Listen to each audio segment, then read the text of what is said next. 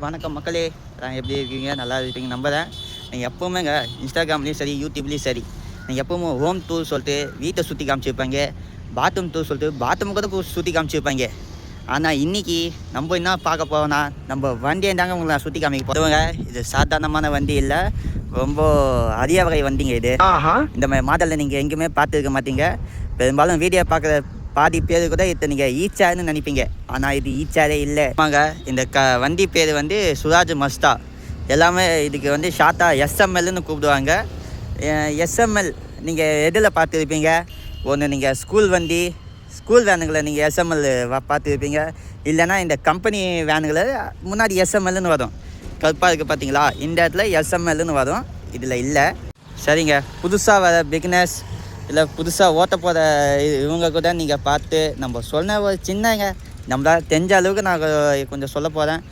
முடிஞ்ச அளவுக்கு வீடியோ பாருங்கள். வாங்க வீடியோக்குள்ளே போகலாம். தாங்க நம்ம வண்டி இது.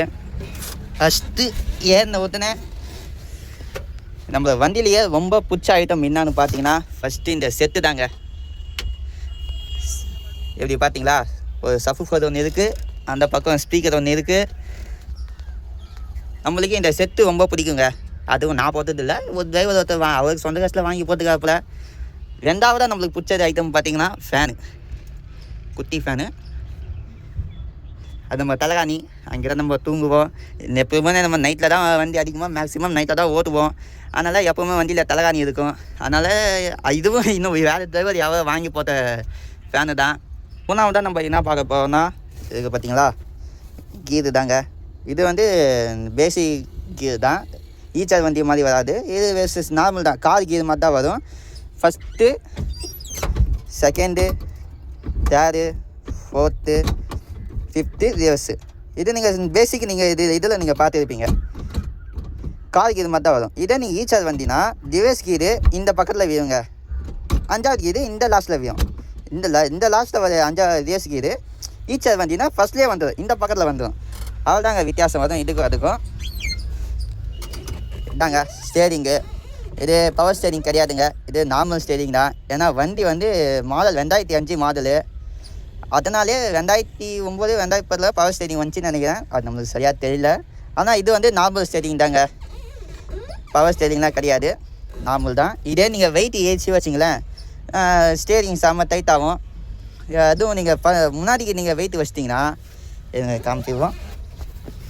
எப்போவுமே சரிங்க, நார்மல் ஸ்டேரிங் வண்டினா முன்னாடி கேபின் பக்கம் வெயிட்டு கொஞ்சம் கம்மியாகவே வைங்க. ஏன்னா வெயிட் அதிகமாக வச்சிங்கன்னா ஸ்டேரிங் டைட் ஆகி போடுவா.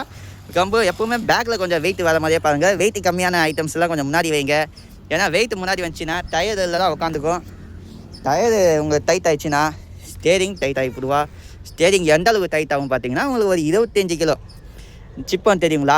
அரிசி மூட்டைன்னு சொல்லிப்போம். அரிசி மூட்டை எத்தி இதில் மேலே போட்டு ஸ்டேரிங் திருப்புனா எந்த அளவுக்கு டைட் இருக்குமோ அந்த அளவுக்கு டைட்டு வந்துடும். முக்கியமாக சொல்கிறேன், வண்டி புதுசாக யாராவது ஹெவி லோடு வண்டி யாராவது ஓட்டுறவங்க, நீங்கள் இந்த மாதிரி ஃபாலோ பண்ணிங்க. வெயிட்டு அதிகமாகிறத பின்னாடி போடுங்க, வெயிட்டு கம்மியாகிற ஐட்டத்தை முன்னாடி வச்சிங்க. அப்போ தான் உங்களுக்கு பவர் ஸ்டேரிங்னா உங்களுக்கு ஒன்றுமே தெரியாதுங்க. இப்போ வர வந்து எல்லாமே பவர் ஸ்டேரிங் இருக்குது. பவர் ஸ்டேரிங்னால் உங்களுக்கு ஒன்றுமே வெயிட் வராது, அது கொஞ்சம் ஈஸியாக இருக்கும். என்ன தான் நீங்கள் லோடு ஏற்றினா கூட, முன்னாடி வச்சாலும் பின்னாடி வச்சு எப்படி நீங்கள் லோடு ஏற்றினாலும் உங்களுக்கு வெயிட் வராது.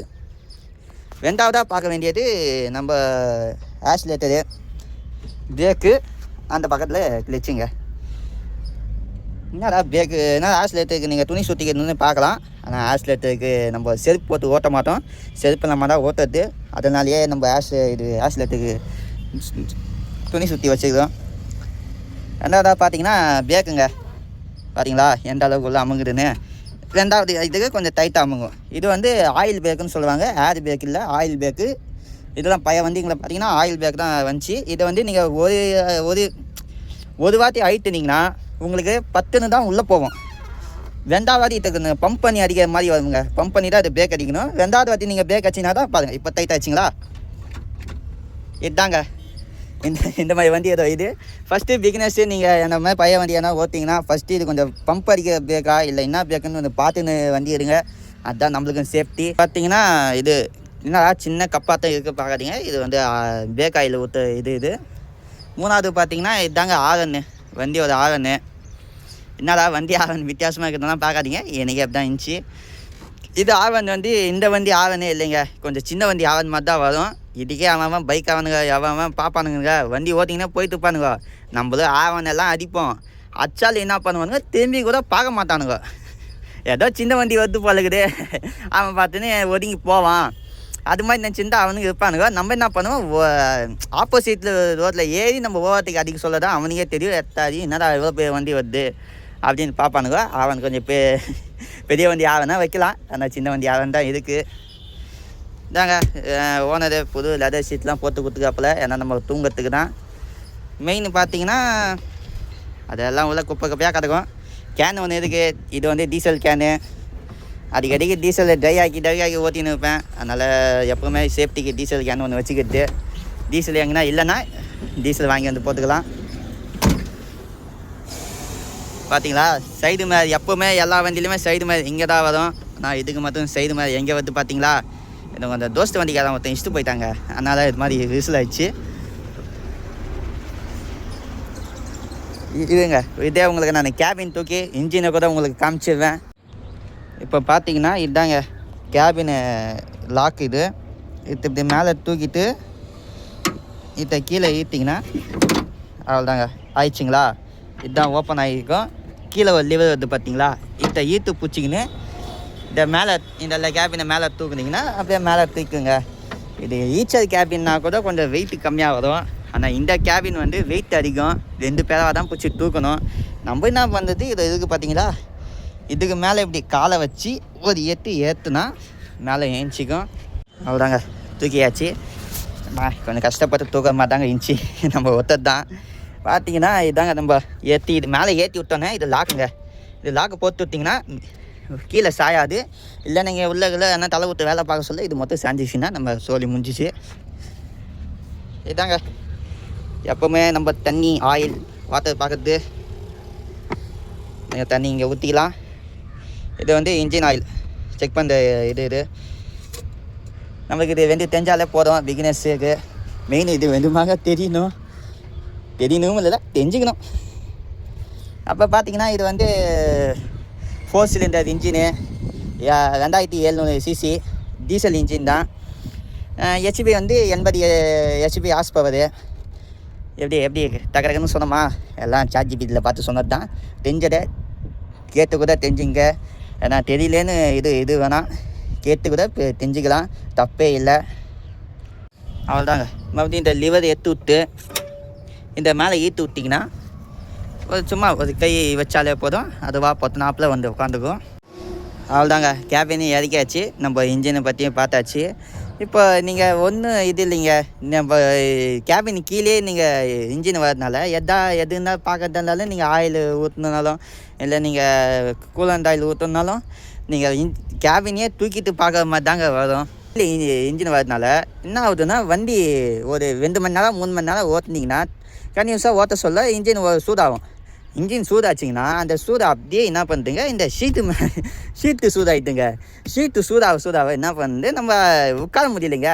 ஒரு நம்ம ஓட்டுறது மேக்ஸிமம் ஆந்திரா வரைக்கும் இந்த வண்டி போய் வரும். ஆந்திராவுக்கு போய் வந்தால் ஒரு 4 மணி நேரத்தில் 5 மணி நேரம் ஓட்ட டைம். போகிறதுக்கே 5 மணி நேரம் ஆகும், வரத்துக்கு ஒரு 5 மணி நேரம். நீங்கள் 3 மணி நேரத்தில் என்ன ஆகிடுதுன்னா, வண்டி ஹீட் ஆகல, இன்ஜின் ஷீட்டு சூடாகிடுது. ஷீட்டு சூடானால என்ன ஆகுது, நம்ம பட்டக்ஸு இதாகி போட்டுங்க. அதனால தாங்க இப்போ தெரியுதா ஃபேன் எதுக்கு அங்கத்து கட்டி வச்சுக்கோன்னு. ஏனுங்கண்ணா, அங்கத்து நம்ம தலை வச்சு படுக்க சொல்ல பட்டக்ஸ் இங்கத்து தான் வரும். பட்டக்ஸ் இங்கத்து வந்துச்சுன்னா ஃபேனு நம்ம பட்டக்ஸ் நேராக வச்சாதான் நம்ம காற்று வாங்கும். பட்டக்ஸு காற்று வாங்கிறதுக்கு தாங்க ஃபேன் அங்கே மாட்டி வச்சுக்காங்கன்னு நான் நினைக்கிறேன். சரிங்க, இம்மா நேரம் வீடியோ பார்த்த நல்ல உள்ளங்களுக்கு ரொம்ப நன்றிங்க. நம்மளுக்கும் லோடு ஏறுறது டைம் ஆயிடுச்சு, நம்மளும் போகணும். எல்லாருமே சேஃபாக ட்ரைவ் பண்ணுங்கள். சின்ன வண்டியாக சொல்லுது, பைக்கு காரு இதே மாதிரி லோடு வண்டி இல்லை லாரி யாராக இருந்தாலும் சரிங்க, எல்லோரும் ஓட்டுறவங்க எல்லாருமே சேஃபாக ட்ரைவ் பண்ணுங்கள், சேஃபாக இருங்க.